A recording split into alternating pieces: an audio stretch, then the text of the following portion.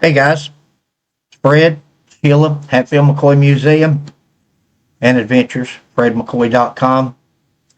Sheila's behind the controls over here. This is going to be a short video. I was just looking through Facebook channels and emails that people had sent, and once again, that's how we get some of our material, is just correcting things that people say, and every now and then there's one that actually comes up that's correct, and we try to commend rather than always talking bad about. This is the one that I'm talking about, is right here. And the aging devil. This image was captured from a worn cabinet card, depicts William Anderson Devil Anse Hatfield, the controversial patriarch of the feuding Hatfields of Logan County, West Virginia. By the time this photo was taken, the Civil War and the infamous Hatfield-McCoy feud had long since ended, and the gunfire quieted. Yet old warrants still lingered in neighboring Pike County, Kentucky, targeting Devil Anse and several of his kinfolk and supporters, many of whom were still labeled as being members of the notorious Hatfield gang, as they were often described in newspaper articles from that period. This image was believed to have been taken in 1919.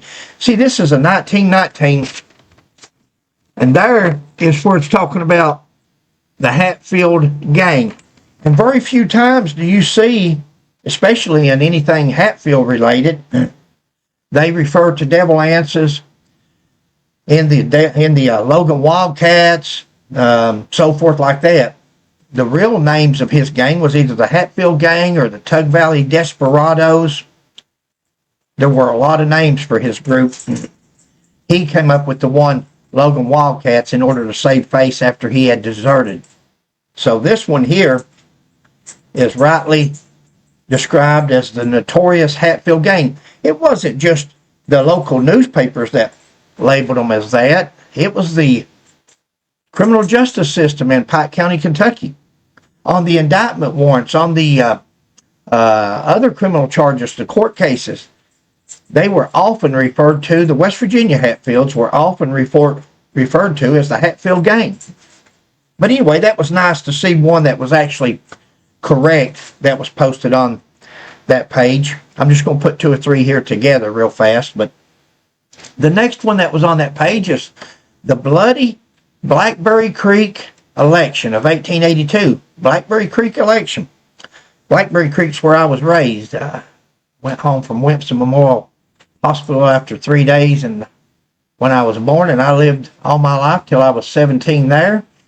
Went in the Marine Corps in 75, come back in 80, and lived there until 89 when Sheila and I moved to Central Kentucky. That's where I was raised, at Blackberry Creek. That's where my great-great-grandfather's cabin, Preacher Anse Hatfield's cabin, the replica cabin, stands today. This story here, it's got a picture of Ellison Hatfield. You've all seen the famous picture of Ellison standing there with his Civil War gun. It says Ellison Hatfield, brother of Devil Anse Hatfield, was born 1843 and died 26 stab wounds. He was stabbed maybe 7 times, guys. He was shot. The gunshot's what killed him. He was gut shot.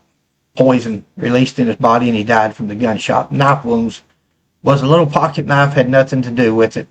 Just something for the media. Gunshot in a drunken and violent exchange with Tolbert, Palmer, and Randolph McCoy Jr. on Election Day, August the 9th, 1882. Afterwards, Tolbert, Palmer, and Bud were captured by Devil Anse and the Hatfields. Once Ellison died from his wounds, the 3 McCoys were tied to pawpaw bushes on the Kentucky side of the river. Firing squad killed him. According to folklore, Ellison Hatfield served in the Confederate Army for 4 years and eventually rose to the rank of first lieutenant. He was in the Battle of Gettysburg and was present at Appomattox on April the 9th, 1865, when General Lee surrendered. Guys, we've got in the museum, of course, we've got every Civil War muster roll from Ellison. Ellison actually, it says there that Ellison deserted in 64. Ellison actually deserted in 63. He did hold the rank of lieutenant. He was elected. He wasn't appointed by nobody. The men, when somebody's killed during war, the men automatically elect somebody to lead them on. Now, the leader is usually out front, and he's also on a horseback. And there was two reasons that people elected people to different ranks in the Civil War. Lieutenant, they could elect. Anything higher than lieutenant had to be appointed by the president or by a general, which would have been captain. And but there was two reasons that people was elected to lieutenant. One was sort of to walk the plank. If the men didn't like you and they wanted to put you on a horseback up higher, they wanted to put you out front, you was elected. And or they thought you were a good leader and they wanted you to lead them. Well, he was elected, I think, to lieutenant in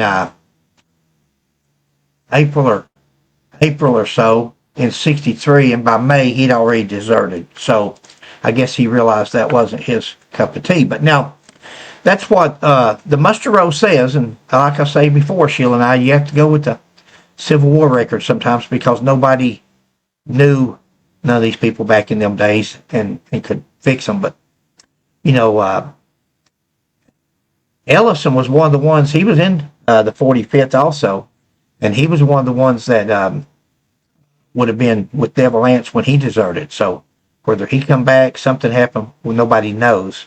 But he was supposed to have left when Devil Anse deserted in February of 63 already. So there's some questions there.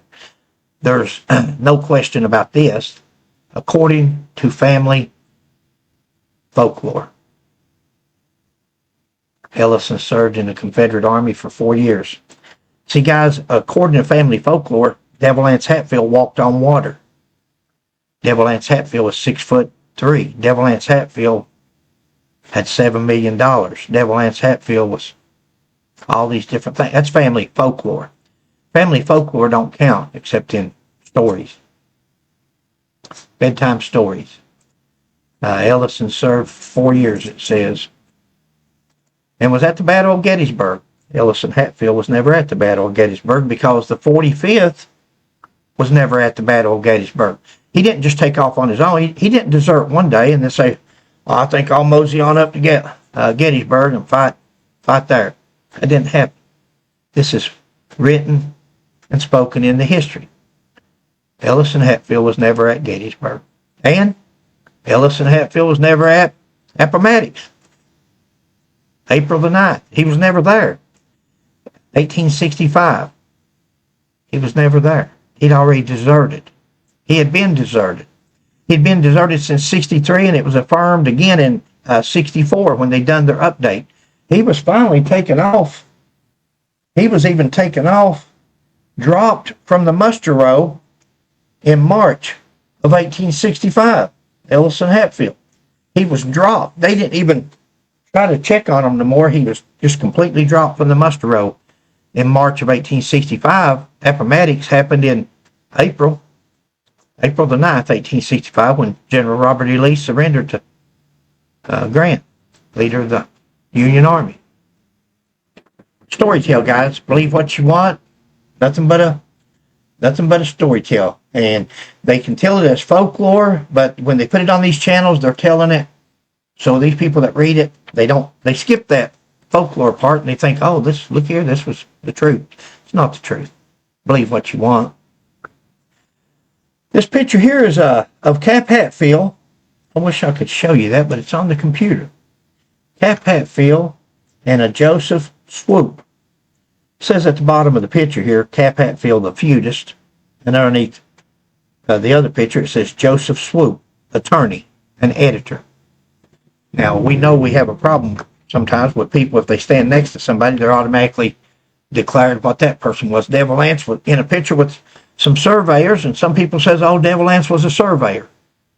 Well, here you got Cap Hatfield sitting next to an attorney and the editor of the newspaper, and I'm not going to read the whole thing, but it says, in 1903, lawyer and editor, journalist, J.T. Swoop moved his office from Hinton to Oceana in Wyoming County, which is the oldest county seat at the time. Swoop also started a newspaper in 1908.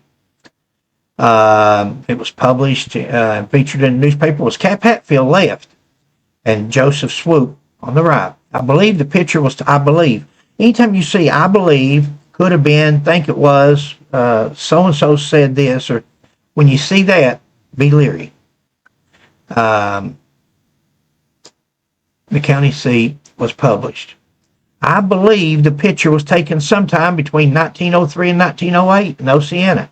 It's the only copy of this image I've come across. By this time, Cap Hatfield was practicing law, so his interaction with Swoop was likely legal rather than related to the media. The area around Oceana had been booming with the logging business since then. Guys, play on words. Play on words. It says up here at the top, 3, lawyer, editor, and journalist. J.T. Swoop moved his office from Hinton to Wyoming County. Swoop also started a newspaper in 1908. The history of Sumner County was published and featured this photograph of Cap Hatfield. It didn't say Attorney Hatfield. Now up there it says attorney, editor, and journalist, J.T. Swoop. But down here it says feudist Cap Hatfield at the left, and Joseph Swoop. I believe this picture was taken in 1903, 1908, the only copy I have. By this time, Cap was practicing law. Where's that at? Where'd we get that? By this time, Cap was practicing law. There's no record whatsoever. Sheila and I did 2 or 3 complete videos. Went to Tennessee, went to everywhere, dissected every comment, every bar association in West Virginia and different cities and counties. Never happened. Cap Hatfield was never a lawyer. It was spoken into history, just like this right here. Now, do you think up top or underneath this picture here where it says Cap Hatfield, feudist, and on the other side it says Swoop, lawyer, attorney, journalist, do you think had Cap Hatfield been a lawyer in this 1908 newspaper that it wouldn't have said attorney Cap Hatfield? Don't say that. You know, they got that from Cap Hatfield was sitting next to an attorney. His stepson, when his brother was being charged, tried for murder. Just because he was sitting next to an attorney, everybody said, oh, Cap was an attorney. Here he's sitting beside an attorney again, and he's been introduced as a feudist. He's going to tell his story, and he's holding a gun. He's an attorney, but he's holding a gun. And they're going to introduce him, ever who wrote this little article. And in this feud thing, in this Facebook page, that a lot of people take as history. They take this as history. They think because they read it here or they saw it in that History Channel miniseries, it must have happened. Cap Hatfield was practicing, by this time he was practicing law, so his interaction with Swoop was likely legal rather than related to the media. No, it was all about the media. That's why they have him introduced as Cap Hatfield. And you know, they've got Cap, C-A-P-T, like Captain. Cap, his name was C-A-P, Cap. He had a cap over his eye. He had a cap over from an accident. And they nicknamed him Cap. Now, he had a son named Captain Shepard Hatfield that died at 7 years old from starvation, malnutrition. But that's not the Cap. That's where people's got it confused over the years. And it says the feudist. On the other side, it says attorney, editor.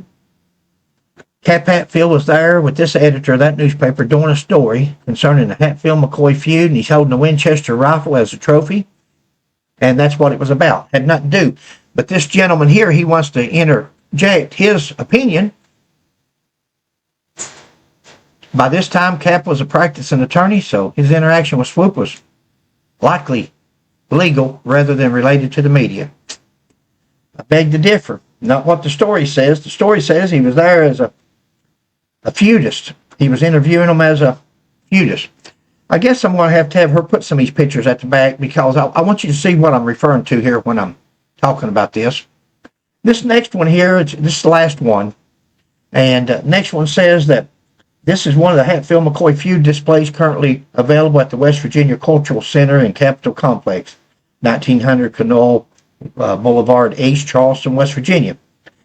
If you're traveling in the area, the West Virginia Cultural Center is worth visiting. The museum is exceptional, and the West Virginia Archives, the state attic, in the same facility with study materials and resources.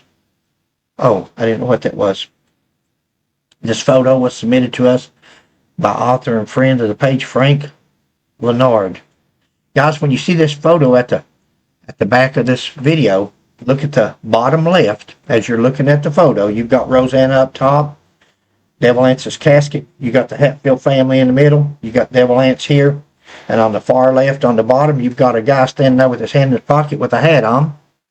I don't know what that label says, but I'm sure it says Hog, Still, and Floyd. That's a photo of Constable Floyd Hatfield. That is the wrong photograph that's been used since Coleman C. Hatfield wrote his first book. He was the first one to use that picture, and after he used it, everybody and their brother, it's just like that photo of the three guys out laying on the porch dead, and they say that's the three McCoy boys. It's not the three McCoy boys. That's Frank and Tom McClary and whatever the other one's name was from the OK Corral.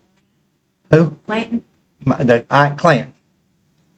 And that's from Tombstone, Arizona. That's actually in their museum. That picture there, that was taken the year before the three McCoy boys were killed. It's not the three McCoy boys. This is not Hog, Still, and Floyd. This is actually an admirable Kentucky Hatfield, who was the preacher, Anderson Hatfield. It's his brother. He was the son of George Hatfield. His other brother was Battle Ice, and the other one was Basil Hatfield, the sheriff of Pike County. They've used the wrong picture there. And that's what Sheila and I try to do as we go through history and correcting things when we see things like this. It's not to be the bad guy. It's not to be the bearer of bad news. It's just to correct history. Now, if you want to believe that makes a good picture of him, and that's great. But that is not Hog, Still, and Floyd. You know, going longer than I thought it would, but Sheila and I found just last year, a guy led us to that's Bill Staten, ain't it, Punk? Yeah. That's Bill Staten. We just led to hit Bill Staten's grave. Yeah, we've also been to Hog, Still, and Floyd's grave there. That's up there at Beach Creek, up there at Double Camp Road. So, it's going to conclude this video. And thanks for joining us. Please like and subscribe. Guys, if you like these videos, please hit that little thumbs up there. And that does something to the algorithm or whatever it is. Gives us some extra clicks. So if you would click on that. Thanks for joining us. Catch you next time.